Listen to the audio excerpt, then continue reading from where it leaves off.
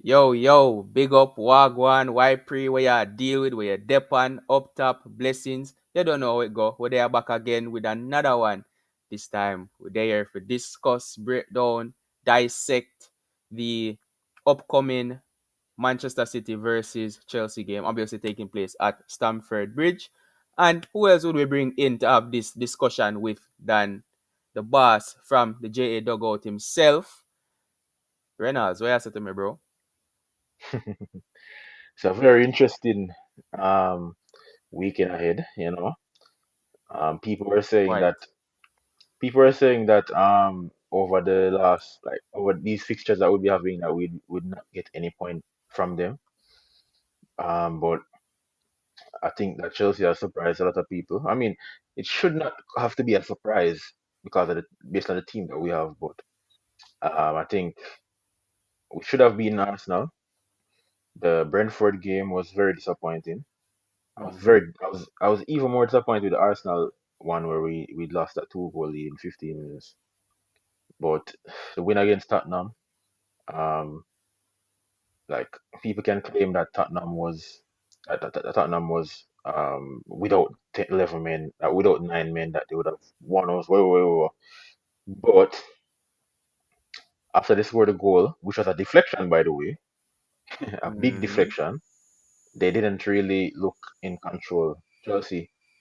Remember that Chelsea were going to equalize before they even got the red card.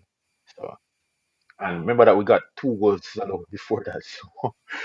Rightfully so, So, by the way, just yeah, saying. rightfully so. Rightfully so. That's showing that Yeah, no, I we get it. were I get it. creating chances to score goals.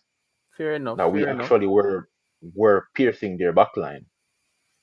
So even that Caicedo goal that they settled, I don't even know what. Like, they, I didn't even get to see that because I I, was at work watching the game from my phone.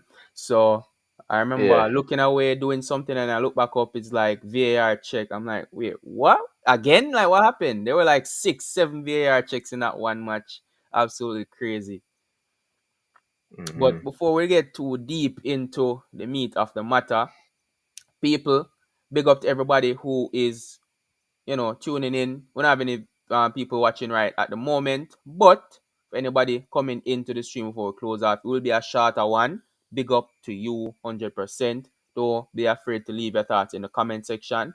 And please do continue to show the support on the channel. The support over the last couple of months has been amazing. The likes and the subscriptions coming in. Please don't desist from that. We are currently at 160. The goal is 300. So do help us to hit that goal as quickly as possible. Right now, the short, soft goal is 170. So the quicker we get to that, I'll be very, very grateful on that. And we do have a comment here early. MCFC TV, big up to you. Thank you for being here saying W stream. Definitely will be. But let's get into the meat of that matter that I spoke about earlier.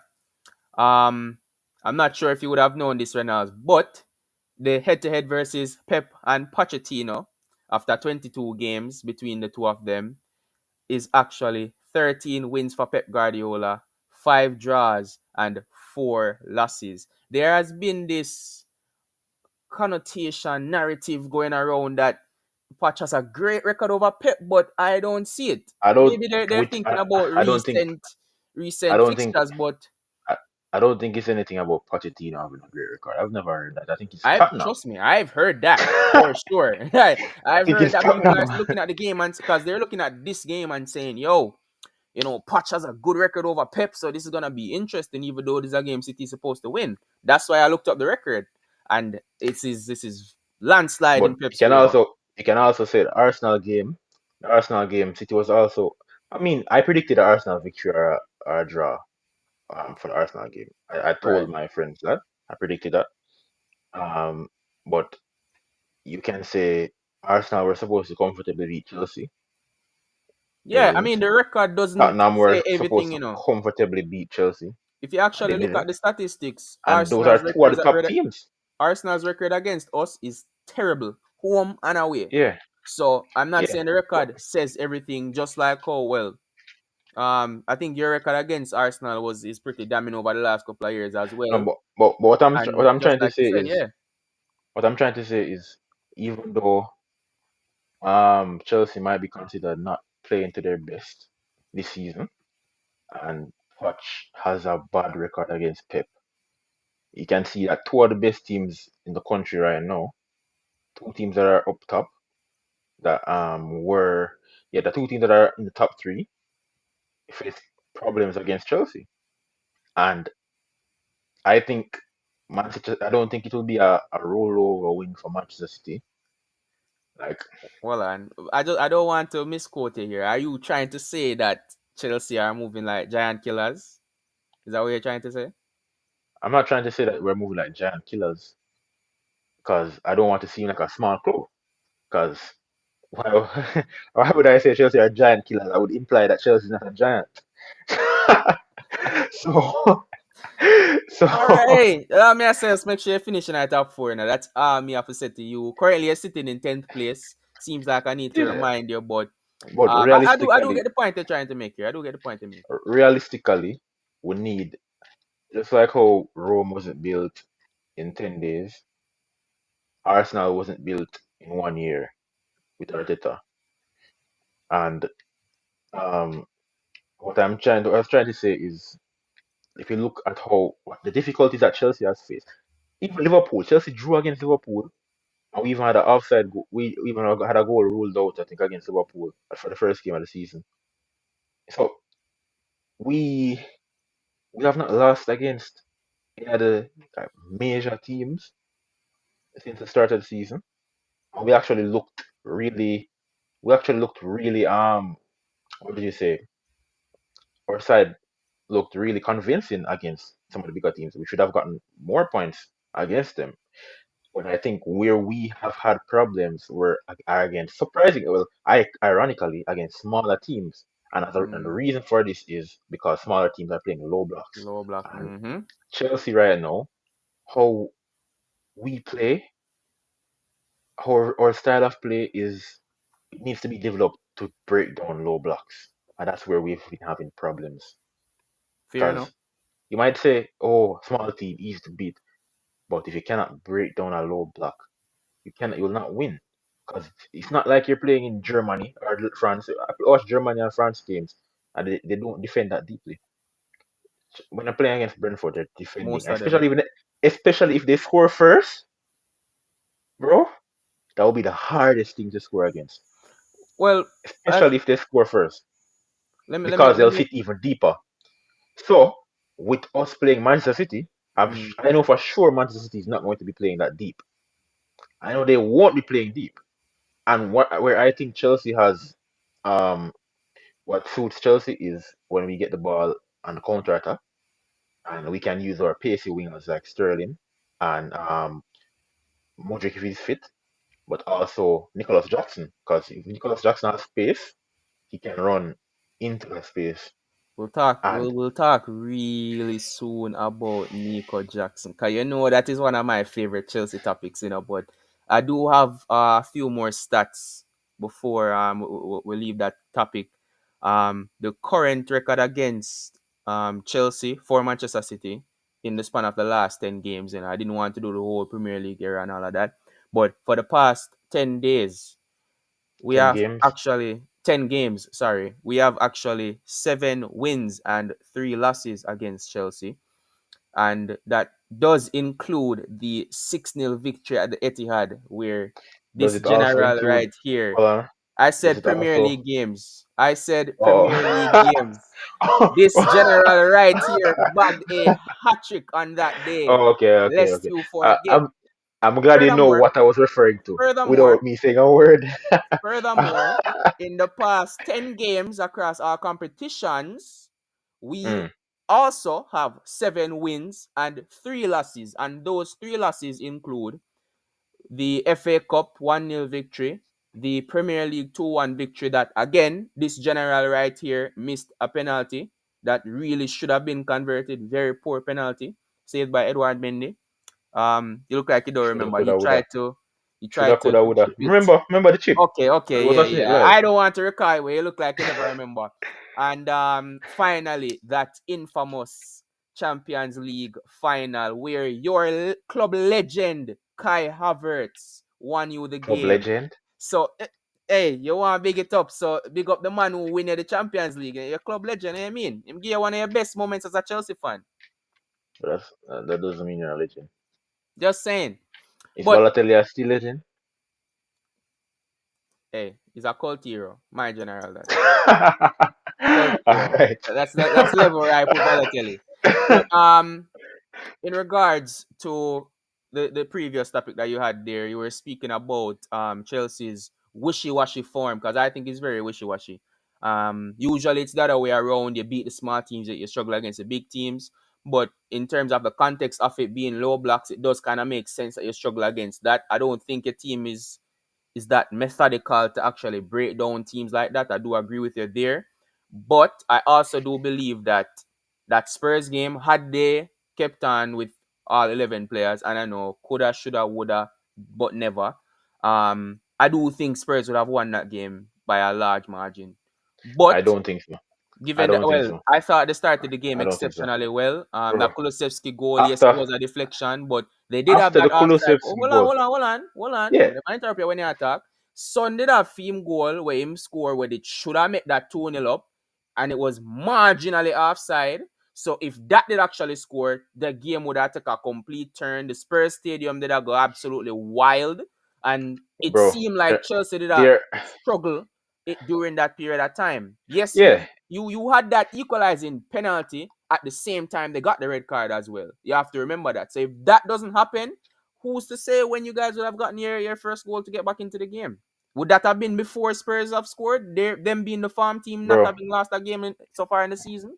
I'm not sure. bro, bro. You can say that, right? Um, but you have to capture everything. Yeah, if they scored that chance, they would have been leading 2-0. But but yeah, that's if if it wasn't offside. Just like oh, if a lot of our goals weren't offside. If it's either offside or it's not. That's it. Yeah, It's no, either no, no, no. offside or it's not. The point I was So trying to make is Spurs was the one dominating the game up until you got that equalizer and the red card was given, they in my dominate humble opinion. they dominated for 15 minutes and that was it. Past that, after that, Spurs lost everything. We were after that they didn't get any other clear cut opportunity. After that, Chelsea was actually pushing them. Chelsea was pushing on. When Sterling went through, it's only that hit his hand. Yeah, I did see that Only. as well. I did see that. Only that. If not, score that goal. And then following that, we created another chance as well that led to a goal through Caicedo, but they disallowed it because they claimed that Nico Jackson was in the keeper's vision when he wasn't even in the 6 yard box. He was near they were all near to the edge of the 18 yard box. So they made a conclusion that he was in the keeper's vision. Alright, or he affected play, which I hardly saw, but okay. And then Romero with that malicious tackle and yeah, Romero with that Mm. malicious tackle. And then following then we kept on pushing. We kept on pushing and Spurs lost their heads. They couldn't All deal with the right. pressure. So what I They will couldn't deal say with the is, pressure. in terms of the offside, which you did mention, and offside is a good indication of chances being created. You don't put the ball into the back of the net if you're not creating a chance, whether it being offside or not. I think it's a fair argument to say across the whole span of the game, including being 10 and 9 men down for Spurs. Well, one or two men down to 10 or 9 players. I would say across both for both teams, you're looking at generally the same amount of offside goals that were scored.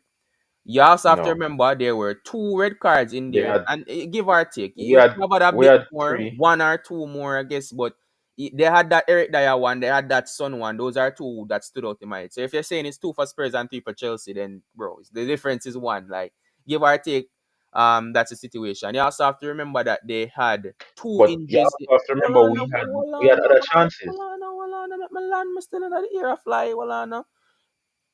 Van de Ven come off injured. Madison came off injured. I I don't think Richarlison I think Richarlison got injured in the game before that. So there was so much things that was going wrong for Spurs during that game, even aside from just the red cards. I'm just saying that was not convincing win. Even after going nine to nine players, you still struggle to break them down. I think that second red card happened around 50, 60 minutes or something like that, and you guys didn't score until like 70 something. So 20 something minutes passed, and you guys could not take advantage of that two man up opportunity.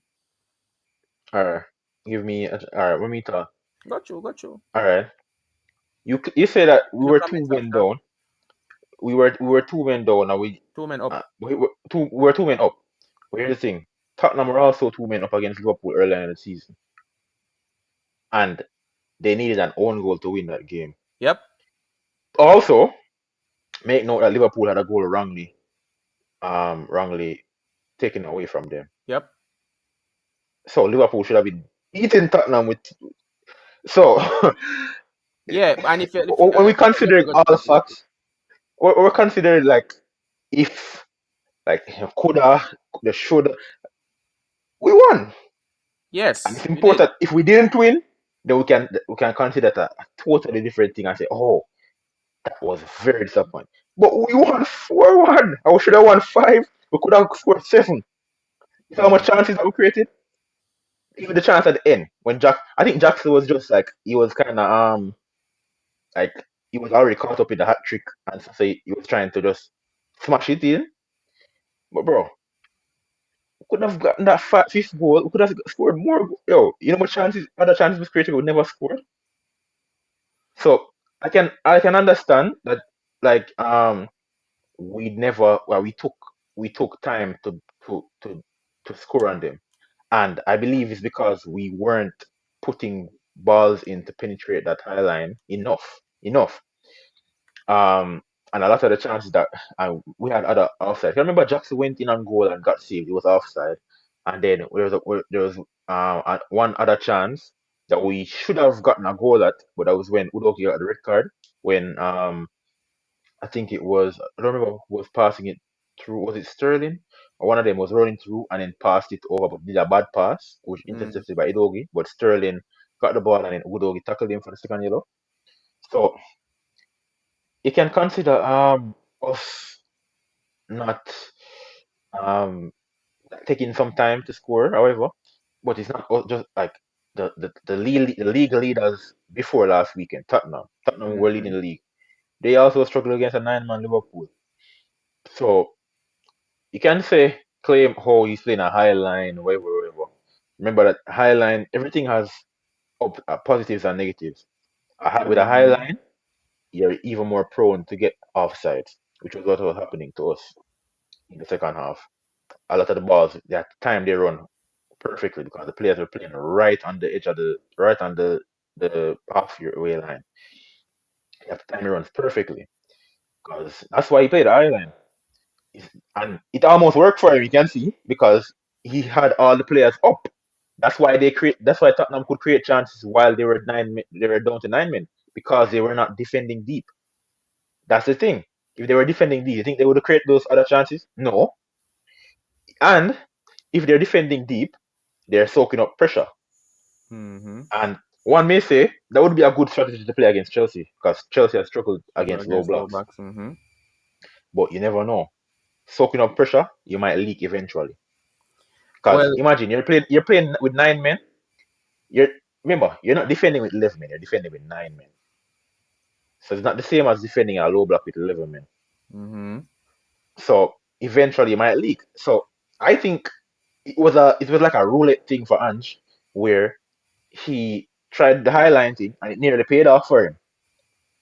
It nearly paid off because you can see they created chances because they wouldn't have created those chances if they did not have that high line. Right.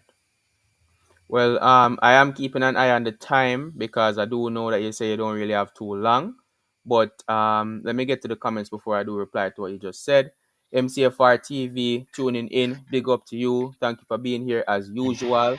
Also, people, you will see me over by his channel, MCFR TV. Go and show him some support if you haven't already. I will be there tomorrow for his Chelsea preview and panel show. Will be a great chat over there as well. So definitely not one to miss. I think it will be 11 p.m. UK time, 6 p.m. Eastern time as well, just like this one that we started here.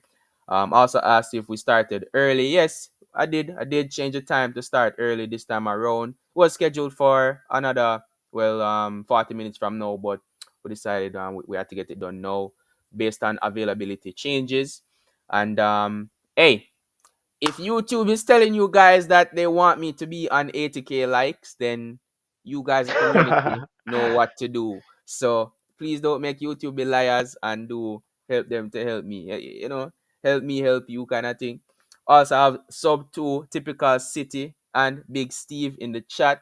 Notice the name change. Big up to you, bro. Thank you for being here as usual. Letting us know that he did drop his like. Let me also know your thoughts as well.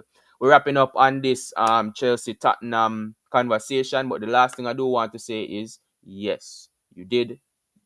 All I will say a while ago was facts, but you also do have to remember, like I said, you guys struggled to break them down through a lot of chances you were trying to create that happened to be offside because either who was passing the ball was just doing a poor job of getting the right weight on the pass and picking out the correct pass. Players like Sterling and Nico Jackson could not keep themselves on sides for the life of them. And Vicario was an absolute masterclass of a game, like an additional centre back because his runs to be that sweeper keeper were absolutely Yep. exceptional on Yep. several It's occasions. true. And if he had messed that up one or two of those times, I am sure Chelsea would have scored on those opportunities because those were the ones that were actually onside and he was just there every single time coming up big for them. So looking at all of those things, and obviously you guys did still win. So this is just like what ifs, as I say, like none of this really matters because it didn't happen. You guys did get your 4-1 win, but there were opportunities where I'm really looking at Nico Jackson and saying, bro, you should have scored that, and you did not. And The it was, header. I The personally header. think he had a poor game The overall, point but blank. he had The so point many blank range header. chances including the header. He had so many chances that he really should have put away more than 3 goals. And the fact that he only got 3 goals in the context of the game, like having watched the game, you would think three alone is not good. Just like how some games Haaland would have like for example, the game against Arsenal at Etihad last season, he scored 1 goal in that game at the end of the game, and I thought he had a terrible game compared to what he could have had. He had, I think, 2 assists as well, and that 1 goal, but he could have left the game with 4 goals before the one that he scored. He could have left with 5 or 6 goals on the day, genuinely, and that's not even me trying to banter Arsenal. But that just goes to show you. But let's swiftly move on. I do want to take a quick look at the recent form of both teams. Um, in regards to your last 5 games, going from the most previous, you have that 4-1 win over Spurs, which result wise, that was a big result. Performance wise, I still don't think you guys were that great. So there is definitely some stuff to work on from your perspective there. 2-0 against Blackburn Rovers in the Cup. I didn't get to see that. I'm assuming you would have, and I was genuinely thinking this could have been a 3-0 game. You only scored 2. I would assume you also had some rotations there, but you did your business and did what needed to be done. 2-0 loss against Brentford. Not a good result. From what I'm hearing, Brentford bossed that game One and missed one tons of chances as well. one no no no. One thing I would say about the Brentford game, it Hmm. would have ended 1-0, and that is also Oh, a well, yeah, coulda, yeah, woulda, shoulda. right, right, yeah, yeah, yeah. I But heard the context we around the were last goal. yeah, we were chasing the game with a goalkeeper, so And we Sanchez never came had up with the anything to header, lose. right, for the corner. But Chelsea had chance. Yeah, Chelsea had Yeah, chances. right, right, yeah, yeah, of course, yeah, Brentford. yeah. I I think wouldn't say Yo, Brentford let me was just tell you, balling. I Brentford don't for think they were. me I don't think Chelsea. poor this season. I think Brentford has been poor compared to what just last season alone and what I was expecting them to do. At least maintain that level that they had last season. I think they have had a poor season so far. They've had players like Wissa and Mbuemo stepping up, but aside from that, I think the general playing their team is at a low level right now. But swiftly moving on, like I said, 2-2 against Arsenal. That game I thought was probably your guys' best game of the season. That game you guys should have left with like a 4-0 win, genuine 3-0 win. I remember Colwell missing a point blank header, which was absolutely criminal. Cole Palmer had a couple of chances that he should have probably buried as well, amongst others. And Burnley 4-1 again. I didn't get to watch all of that game. I think I had to choose between that and the United game. I chose the United game to put on, and unfortunately, I saw McTominay come up with 2 goals to help them win the match. I was vexed because the 200 did I lose 1-0 at the same time, and I was like, which one of them ready I'm gonna laugh at today? And 200 end up win. So when I actually doing the thing there as well, obviously. Burnley is one of the worst teams in the Premier League this season so far. So it's not a massive result or anything, but it definitely was a good performance. I can't deny that, and a good result for you guys, especially an away result. And if we're doing 5, excluding that cup game against Blackburn, then 2-0 against Fulham. I think those goals were by Mudrick and the Modric and striker. What him Broya. name? Bro, Broya. yeah. Yeah. Injured again, by the way. Hopefully that guy can But can also stay fit. remember we beat Brighton But before that game too. right. Well, that was a cup game, 1-0. But Yeah. Premier With League offside wise, with your a fifth your with a fifth goal that previous was game would have been against Fulham. yeah. And again for Manchester City, really quickly, for Premier League games, we had that 6-1 against Bournemouth last time out. So unfortunately for you guys, we're coming into this game with a lot of form and momentum after 2 big wins, including our midweek Champions League game. How did your Champions League game go, by the way, before we move on? Let me see. Our Champions League game. Yeah, let me see where you guys are in your group. Hmm. 1 second, people. Let me hmm. The Chelsea Youth Champions League fixtures. All right, that's that's all we needed to hear. That is all we needed to hear. 3-0 in the Manchester Derby at Old Trafford. Massive performance Oh, as well. we have a fixture next week against Real Madrid. Next Wednesday. The youth team. Uh, All right, cool. the Nothing the wrong, nothing Chelsea wrong, women. nothing wrong. The way, okay, cool. You can Yeah, clearly man. see where the men's team is in the hierarchy of the club. Before that Manchester Derby, we had a 2-1 win over Brighton. Electric game for the neutral, I would be sure. Also had 1-0 against Arsenal. Poor game for Manchester City, and the same against Wolves. Both of those games, obviously, Rodri not being involved, and he has been back since. We've gone back to winning ways since then, and naturally he will be, God's willing, available for the game on the weekend to visit Stamford Bridge, or Stamford Bradford, as I'm hearing in recent times, because everybody just a pull up on a score. But if we do take a quick look at the last fixture against both teams, we did go to OT with a 1-0 win. I think Jack Grealish played in Riyad Mahrez for the only goal of the game in that second half. I'm not gonna lie, I was a bit worried because I was expecting that to be a slapping. Obviously, Graham Potter, I think, was a manager at the time, and you guys were in a poor run of form. I was thinking, yeah, we can get another 6-0 game here, get a big result over Chelsea, and I could definitely come and laugh at you, Manny, and other man them. But we had to settle for the 1-0 win. Obviously, in the context of the season, I take the 3 points and keep it pushing. Go on to win our treble, of course. But in that particular game, I think that was another example of Chelsea raising their levels against the big teams.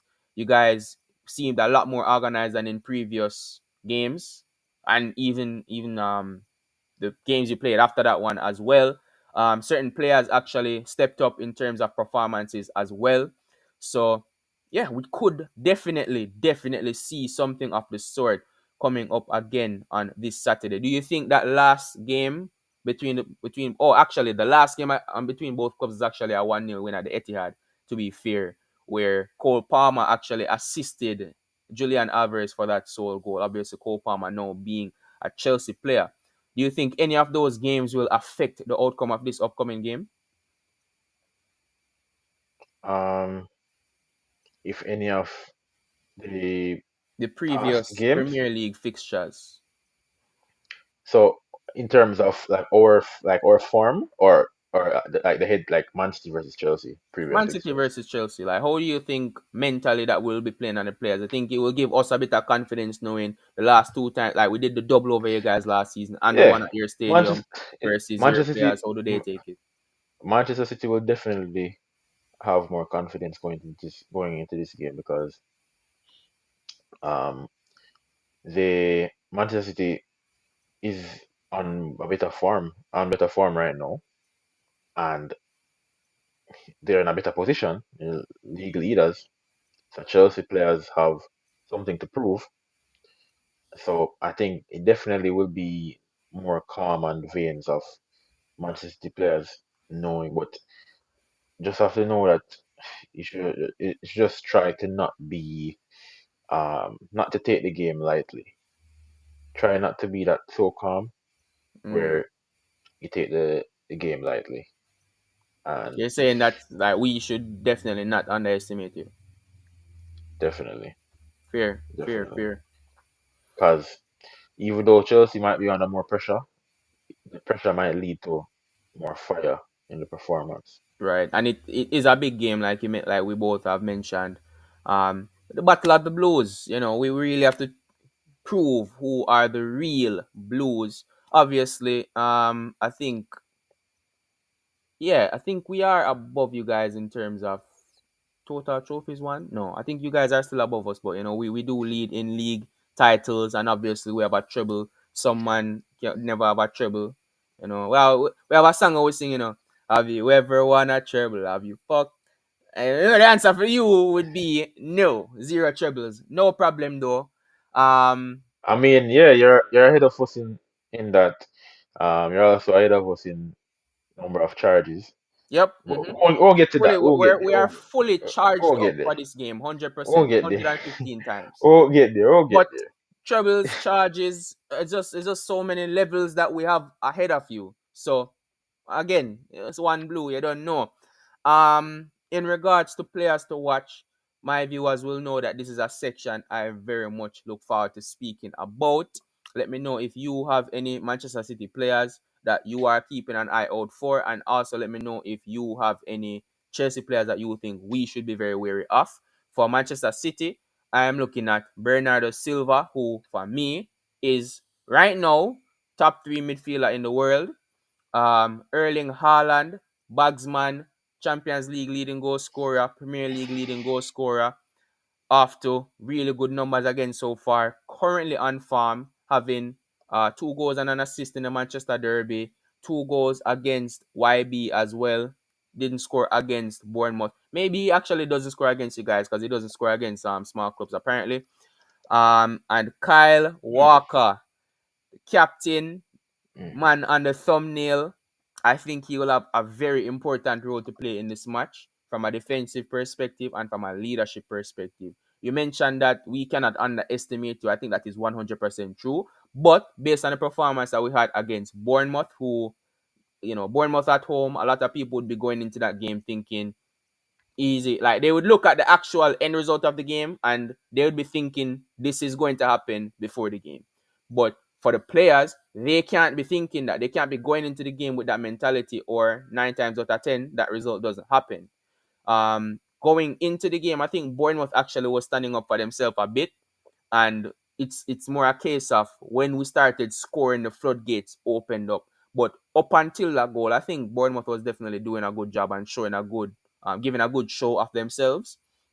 So I think coming into this game, we'll know how difficult it was last season to beat you in your stadium, and how important this match is for us to get a win over you. And the fact that you had your big win in a London Derby as well, you will be coming into this game with some sort of momentum and positive mentality. We need to definitely keep that into consideration. I think Kyle Walker, with that captain's armband, will put that responsibility on his shoulders to know that he needs to lead us on to this victory. Do you have any City players that you are particularly looking out for? Um, I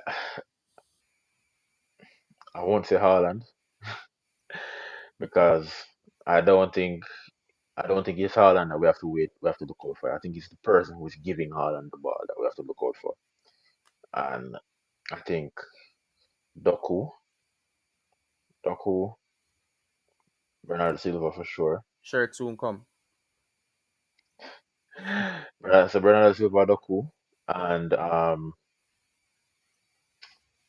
in defense, um, mm, let's say I think Doku, and Bernardo Silva for sure. Those Okay, no two. Rodri. Okay, cool, no problem, Roger no will be back. problem. Yeah, Rodri's playing the game, of course. Ever since he's returned from his suspension, he's played every single game so far. Actually, that Okay, is not true. He did not play against YB in the last Champions League fixture on Tuesday. But aside from that okay, fixture where he did get his rest, oh, but he's coming into this game rested. I just realized that. So yeah, he will be fully rested and fit and available as of right now for the game on Saturday. okay. But All yeah, right. in regards to Chelsea players who I'm keeping an Saturday eye or out Sunday? for on Saturday, unless they change Saturday? the day. But oh, actually no, it's Sunday. I'm reading the calendar wrong. Oh, Um, okay. Definitely the game on Sunday. My apologies. Um, just to for a quick um overview of the Chelsea players that I'm looking at. Obviously, the man Cole Palmer has to be spoken about.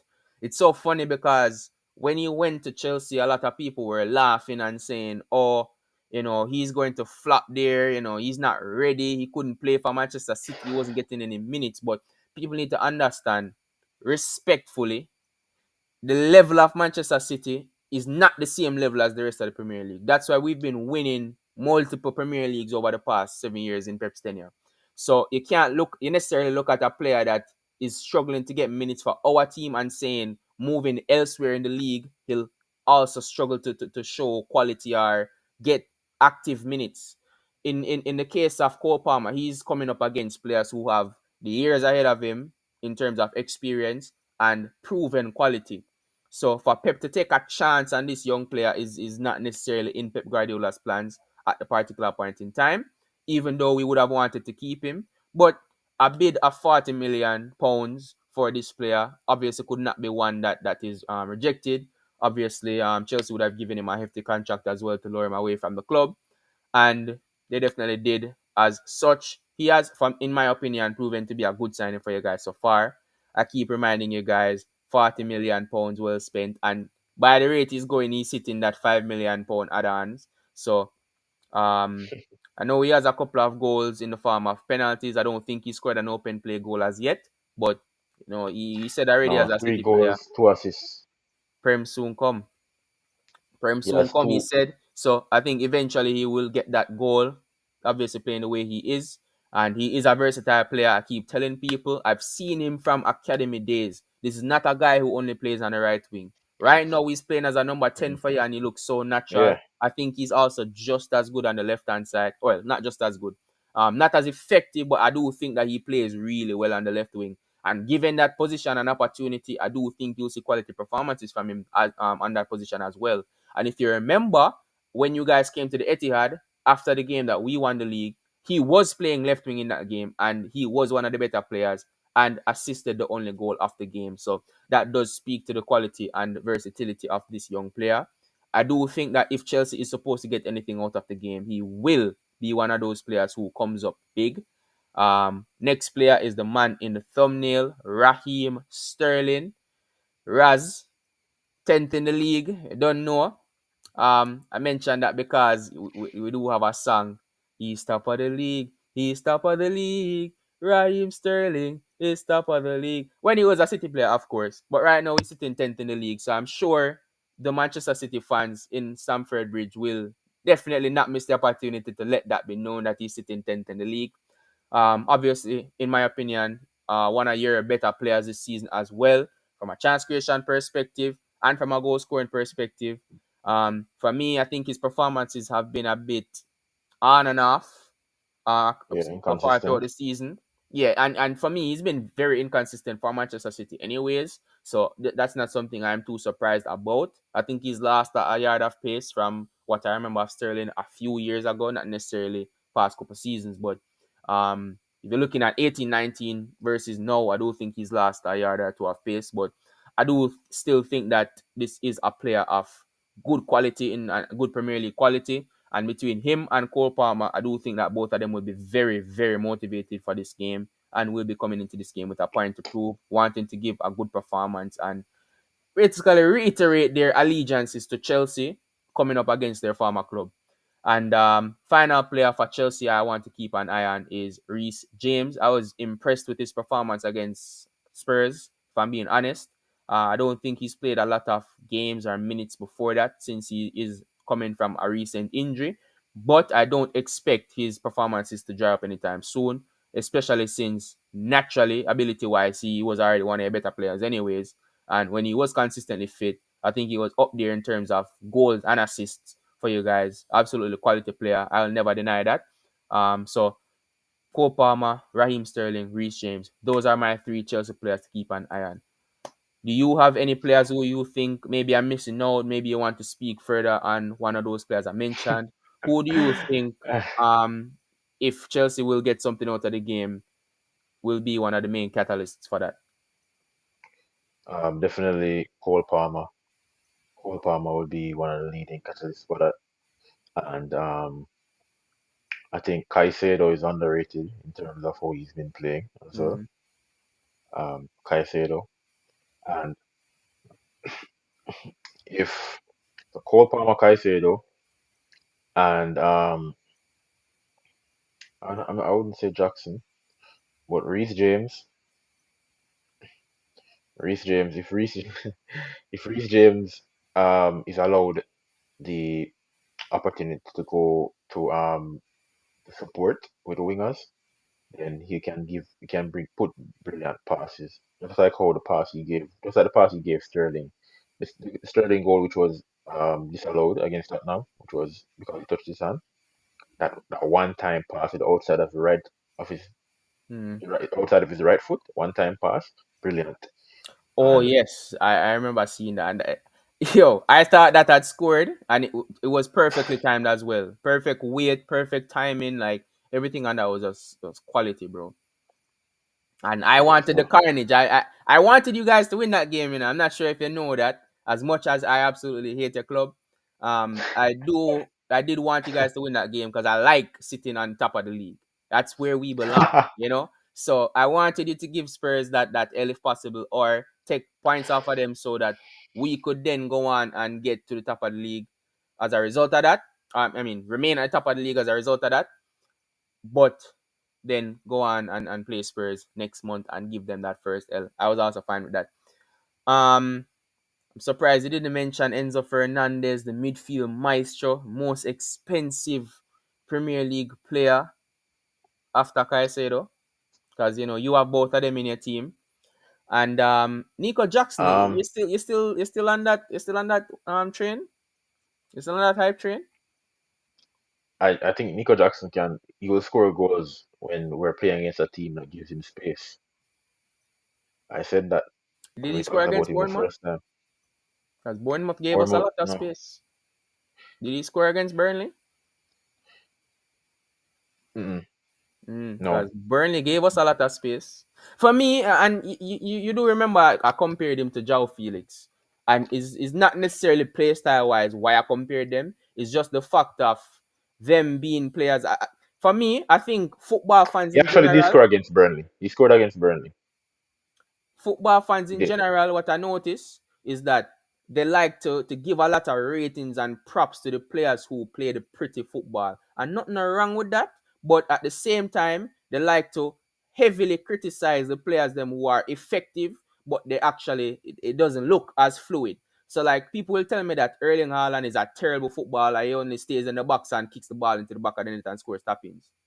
I don't think that's necessarily fair. But then they look at Nico Jackson and say, oh my gosh, he's such a player. Look at that dribble that he just did. Look at that pass. But then he gets in front of the box and he doesn't know what to do at all. Same thing with João Felix. Like 10 shots and then what goes on target goes right towards the keeper. And I'm like, come on, bro. Like a player of your quality or expectation should be putting those chances away.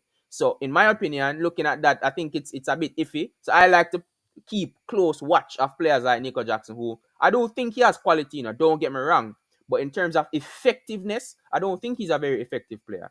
And for what you guys need right now and where you want to be in terms of further up the table, qualifying for European competitions, preferably the Champions League, I think you need a more lethal striker in the box because another team. So you mentioned Liverpool versus Spurs the other day. Spurs for me is a team that is way more creative than Chelsea, and they struggled to break down that 9-man Liverpool team that decided that they wanted to lock shop and play the low block. If you guys were playing against that Liverpool setup, I don't think you guys going to win that game. I genuinely do not think so. Because you guys haven't shown me anything from a chance creation perspective to tell me that you go on and break down that Liverpool team. So, with that being said, you could have gotten maybe one or two opportunities still from open play. But if Jackson then goes on and misses it, you're talking about a completely different game, no hat trick, and the performance looked 10 times worse. But he did what he needed, and that first goal that he scored against Spurs, I do have to give him some credit. That was a good finish. Um, Looking back at Yeah, it, I think it I wasn't think as easy. exactly. I was going to say it's a It difficult was finish. a hard I'm not pass. sure if I would say it's a difficult finish, but it definitely It was was a a good hard. finish. It It was wasn't a good a finish, soft man. pass. You definitely had Like to hit that straight down into the corner as well with enough power to get past the goalkeeper. I looked at it, I saw the replay a couple times during the game, and I was saying, good finish shoot. And then he goes on to score two more goals after that as well. For me, the stream I was watching chipped out close to the end of the game. So I only saw his first two goals. I didn't see the one that he did the Sui for. And you mentioned there were chances even after that as well. But regardless, you guys got your points and moved on. And I do want to move on to score predictions as well. I haven't even thought about mine as yet. Um, I think I'll go with genuinely right now. I'm feeling 3-0, 3-0 Manchester City. Bro, I'm this man. feeling a 3-0, bro. Nah, lie. My You know what? I'm prediction. going to 3-0. I'm locking it in 3-0. My prediction is my prediction 2-1 Chelsea. Okay. And I like to give goal scorers as well. You can go ahead and say 2-1 Haaland if you Chelsea. want, but if you do No, say I don't Haaland, think you Haaland have will to give score. I think somebody else as well. Doku will score. Doku, and then for Chelsea, Cole Palmer. Cole Palmer penalty, and then Cole Palmer penalty, Raheem Sterling. So as penalties alone, never going to score till the end of the season. Is that it? Yeah, I'll take it. So I think it will be. I think Haaland does get his first goal against Chelsea in the Premier League, and I do think that Phil Foden also comes up with another goal. From what I remember, he scored against Bournemouth and he scored against United. So keep that hot streak going, Phil Foden. Get another goal in there. I don't think Doku starts this game. He might, but I personally don't think he does because Pep seems to prefer to play him in the games that the teams open up a lot more space that we can just go out and be more expressive. I think as much as Pochettino likes to play expansive football to an extent, I think you guys show us a bit more respect than what Bournemouth would do. I think the Bournemouth manager is a bit more egoistical in terms of his approach to football. Kind of like what's his name? Ange Postecoglou, where it's like I'm playing my style, I'm not changing it for nobody. I don't think Pochettino is necessarily like that. I think he'll show us a bit more respect and just be a bit more pragmatic, maybe try to lower us in and then hit us on the break with your pacey wingers that you mentioned or your pacey forwards if you want to include Nico Jackson in there. But yeah, I think we can keep the clean sheet against you guys again, and I do think that we can get a couple goals up, and then later on in the game, back that third one to seal the winner. But any last thoughts before we shut it off? Um, yeah, I just think that we'll be in for a surprise on Sunday. Chelsea will come and you won't believe what you're seeing. Just like Might as Arsenal and well could Tottenham. do. Might as well could do. And honestly, if you do want to come back after the game for the review, I have no problem. You supposed to know I don't duck, I don't hide, I don't shy away from nowhere. Win, lose, draw, rain, sun, sleet, snow. I am here. Will be here doing my review on the channel regardless. If you do want to come and hold smoke after you get your 3-0 beaten, or after you make that upset and get your win or nick a draw or whatever the result may be, you want to forward and give me heat for that, no problem at all. Just let me know. We can definitely get something sorted out. People, do appreciate you guys for being here. Do appreciate all the comments in the chat. Leave your comments after the video as well. I do reply to all of them. Let me know what your thoughts are. Let me know how you think the game is going to turn out. Let me know how you think the result is going to look like. The players who you think will be turning up. Let me know your thoughts in the comment section. Big up once again and stay safe. Take care.